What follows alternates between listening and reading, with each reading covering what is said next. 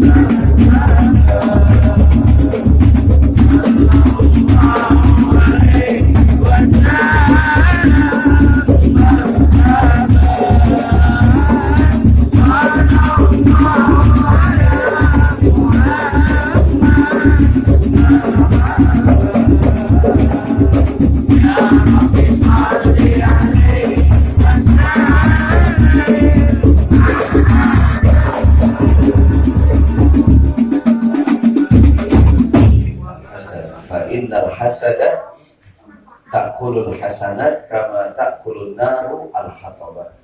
Atau kama qala Rasulullah sallallahu alaihi wasallam, sadaqallahu wa sadaqa rasuluhu sallallahu alaihi wasallam. Yang sama-sama kita hormati dan yang kita muliakan guru kita Bapak Kiai Haji Salman Yahya, mata'anallahu bikulli hayati, sehatannya umur berkah.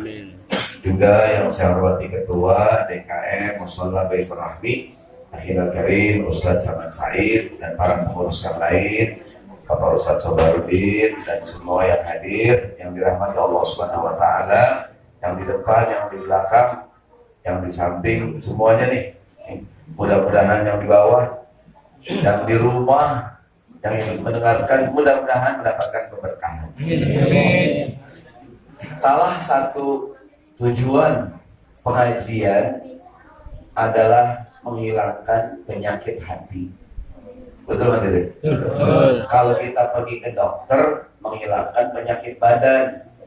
Kalau badan kita masuk angin, kalau kita punya penyakit fisik, kemana obatinnya? Ke dokter. Salah satu tujuan daripada kita hadir di pengajian, termasuk besok kita ibadah di bulan suci Ramadan, adalah menghilangkan penyakit-penyakit hati. Penyakit hati biasanya gini, kalau penyakit fisik biasanya orang lain, biasanya kita nggak tahu, orang lain tahu. Terbalik, penyakit fisik kita tahu, orang lain nggak tahu. Contoh nih, saya perut lagi mulus banget ya, gitu ya. Bapak nggak tahu ya?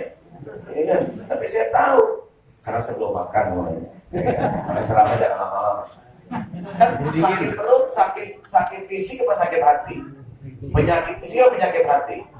Fisik. Kalau penyakit fisik saya tahu, Bapak nggak tahu, ya enggak? Kalau penyakit hati sebaliknya, kita nggak ngerasa, tapi orang lain tahu. Saya lewat nih, kata orang, belum sombong banget itu orang. Saya nggak ngerasa sombong kan ini? Ya, saya nggak ngerasa sombong, cuma kata orang, sombong saya. Sombong banget tuh. Saya nggak sombong, saya biasa-biasa aja loh. Kalau Bapak mengatakan saya sombong gitu, jangan jalan saya begini, jangan. Iya. Jadi kalau penyakit fisik itu yang bersangkutan tahu, orang nggak tahu nih. Contoh nih, tangan saya kesleo, Bapak nggak tahu. Saya tahu nggak? Oh, saya rasain. Ya kan? Apalagi nih, umumnya paha saya pegal banget ya, pegal banget. Nah, fisik ya. Bapak tahu nggak? Nggak tahu. Saya tahu nggak? Kalau penyakit fisik kita tahu, orang lain.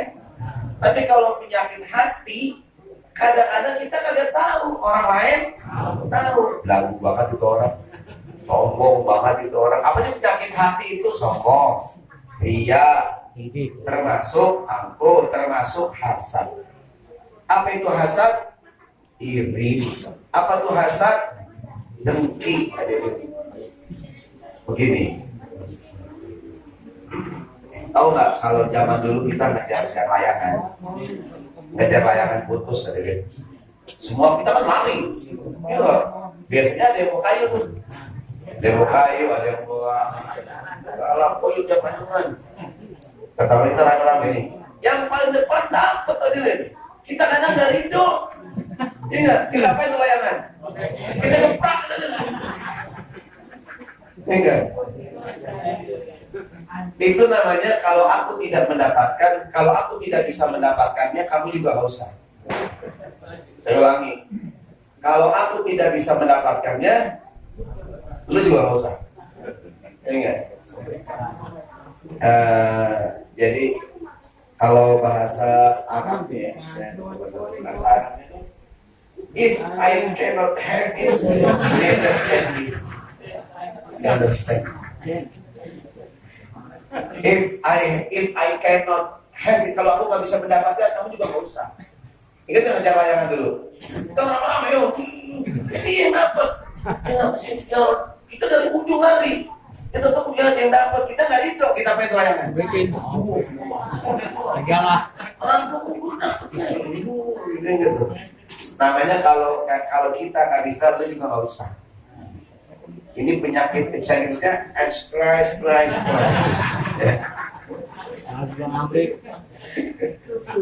Ada yang dapat. Ada teori namanya mentalitas kepiting. Kepiting bahasa Inggris apa? Yang nonton film SpongeBob tahu? Ada Mr. Krab ya? Krab itu artinya kepiting. Ada namanya crab mentality, mentalitas kepiting.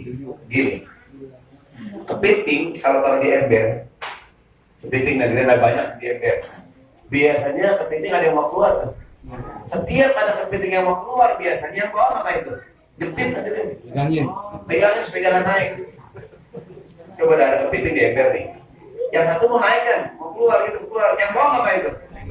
Pegangin itu, jepit biasanya. Nih, kayak sama biasanya. Kalau ikan kan dekat juga sama kepiting. Betul ya, sama deh. Jadi kepiting itu kalau mau naik dari ember, dia udah mau naik, dia udah mau kabur. Temannya ngapain? Tarik kan itu. Ya enggak? Maksudnya, lu mau lari kemana?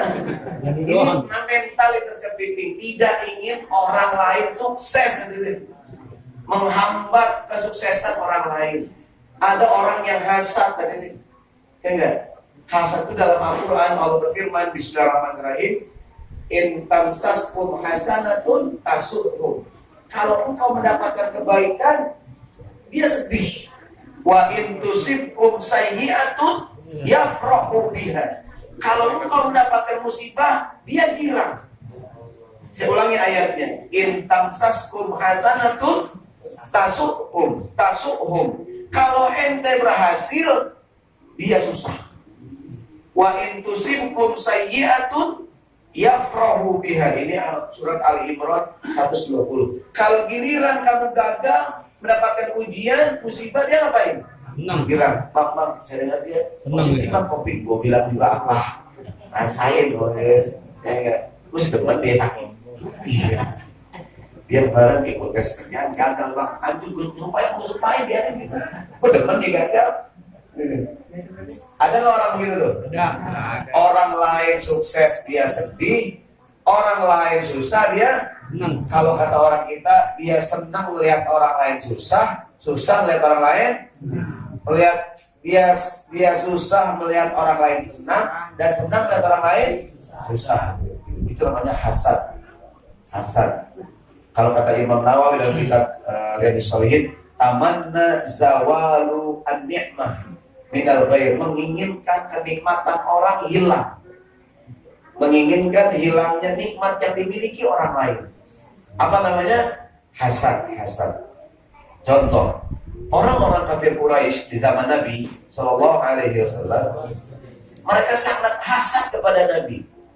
Quran yang menjelaskan, wadda katsirun min ahlil kitab law yaruddunakum min ba'di imanikum kuffaran hasadan min indi anfusihim qad tabayyana lahumul haq. orang ahli kitab Yahudi Nasrani sangat menginginkan agar kamu kembali kufur lagi, kembali sesat lagi setelah engkau mendapatkan hidayah Islam. Kenapa mereka begitu? Hasadan di 3 orang adalah yang pertama kangen banget sama bapaknya ini. Kedua, ya Allah, yang satunya lagi dia Senin mau kerja. Ketika jin keluar, aku kaburkan permintaan. Kata yang pertama, wahai jin, aku kangen banget pulang ke rumah, kangen sama anda sama istri. Hilang dia sampai di rumah dia. Wah ya enggak, tinggal berdua. Yang satu bilang, saya ingin pulang juga jin, saya senang kerja, mau saya galak kacau dan pulang dia. Yang ketiga, apa yang menginginkan? Sepi banget jin, bisa nggak yang 2 balik lagi? Wahai jin, sepi banget ya sendirian. Bisa nggak temen gue saya balik lagi? Balik lagi. Brengsek banget lu. Itu temen yang brengsek katanya. Dia nggak pengen kita sukses aja nih. Iya. Yang harang mereka cerita. Itu nggak ada hadis yang harang doang. Dia nggak pengen orang lain sukses katanya. Nah kan yang udah rumah, udah punya anaknya nih. Yang kedua juga udah pulang, bisa mau kerja. Yang atur, sepi banget ya. Bisa nggak temen saya balik lagi? Temen brengsek nih. Ada nggak kadang-kadang temen brengsek gitu? Urusan kita jadi gagal gara-gara dia. Dia tidak ingin orang lain sukses aja deh. Dia pengen orang lain gagal. Kalau aku tidak bisa mendapatkannya, kamu juga nggak usah. Kayak kita tadi ngejar layangan gitu. Enak aja lu bola ini ujung gak aman tempat.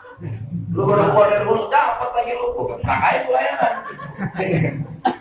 Kalau gua kagak dapat, lu juga dapat.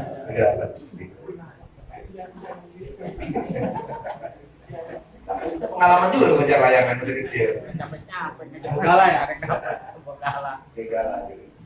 Jadi kenapa orang tua hasad? Kadang ada kebencian. Kenapa orang benci? Karena hasad aja deh. Hasad itu bahaya. Kata Nabi, iyyakum wal hasad. Hati-hati dengan sifat hasad. Fa innal hasada ta'kulul hasanat kama ta'kulun narul hatabah. Hasad akan menghilangkan pahala ibadah kita seperti api membakar kayu yang kering. Kayu kering, rumput kering, kena api langsung habis sendiri. Kita sholat, kita puasa, baca Quran, ngaji, pahala banyak. Kalau kita hasad, dengki orang ini, habis semua. Ini hati-hati, jangan sampai kita hasad dengan orang lain. Ustaz, sekarang gimana caranya agar kita terjaga dari sifat hasad? Atau dari kejahatan orang yang hasad? Di kantor, ada nggak di kantor persaingan nggak sehat tadi? Saling menjatuhkan. Ada istri, maaf tetangga kita anaknya juara 1, dia nyontek. Kalau jadi dicogok gurunya. Orang gurunya kalau sekolahnya saudaranya, wajar lah. Itu namanya hasad. Apa reaksi kita saat mendengar keberhasilan orang lain? Gitu. Punya ada kemarin acara maulid di musola sana sukses. Ya,